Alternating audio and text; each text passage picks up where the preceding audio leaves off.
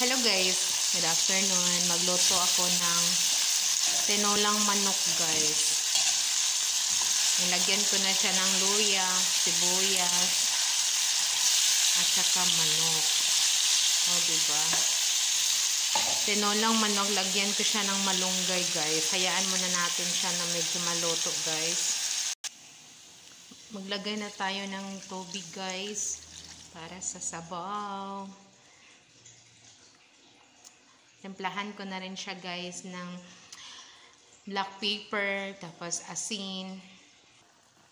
Ilagay na natin yung malunggay guys at saka mais. O diba? Wow, sarap-sarap niya guys. Sabaw pa lang, ulam na. Thanks for watching.